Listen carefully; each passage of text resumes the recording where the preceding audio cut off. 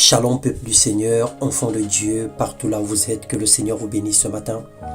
Chaque jour que l'Éternel fait est bon. Nous venons ce jour bénir le nom de l'Éternel notre Dieu. Il est merveilleux en tout temps, sa grâce est manifeste dans nos vies. Son amour est sans limite, que toute la gloire revienne à notre Seigneur et Sauveur Jésus-Christ. Bienvenue dans notre podcast de ce jour. Nous allons partager la parole de Dieu. Le thème de notre méditation, on t'appellera le restaurateur des brèches, parce que Dieu t'a oint.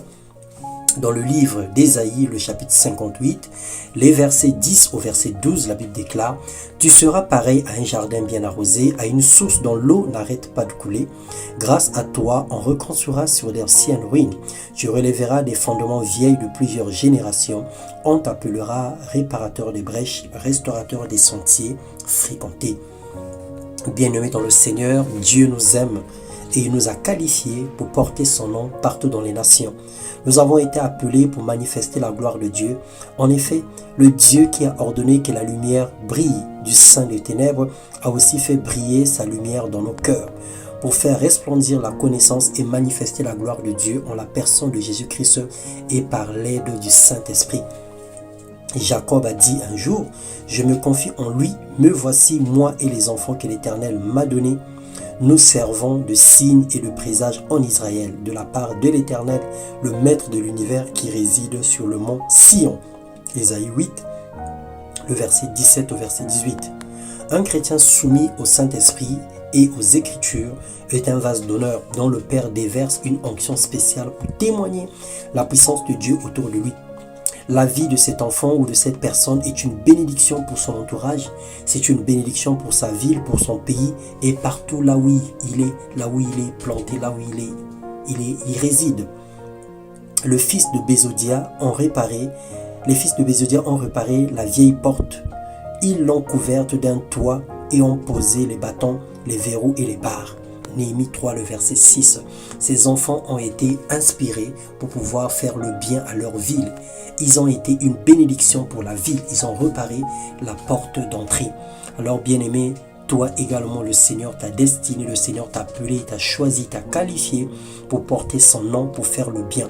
Aujourd'hui, il n'est pas question de reconstruire des murailles, mais de rebâtir des vies détruites par les oppressions sataniques, d'apporter la paix et la joie dans les cœurs brisés, de soutenir et ramener la lumière dans les cœurs, là où il y a les ténèbres, de proclamer la délivrance des personnes enchaînées par le diable et ses démons. Le Seigneur te oint pour se servir. Lève-toi, exerce tes dons et grâces pour le bien de ta famille, pour le bien de ton quartier, pour le bien de la ville et pour le bien du pays, pour le salut des nations. Prie sans cesse car tu es appelé restaurateur de brèches. Le Seigneur compte sur toi et il a besoin de toi. Tout ce qu'il a investi dans ta vie, c'est pour servir pour sa gloire. Alors que Dieu nous comble de sa grâce encore et que nos coupes débordent de puissance et d'onction dans le nom puissant de Jésus-Christ.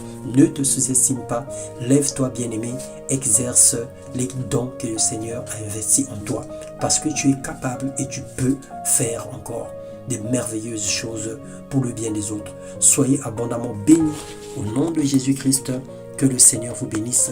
Priez pour Living Word, priez pour cette chaîne, afin que le Seigneur continue encore à manifester sa gloire au travers des instruments qu'il utilise tous les jours pour trouver un message pour les vies, un message pour les cœurs, un message d'encouragement, un message d'exhortation, un enseignement et un partage biblique. Soyez bénis au nom de Jésus-Christ.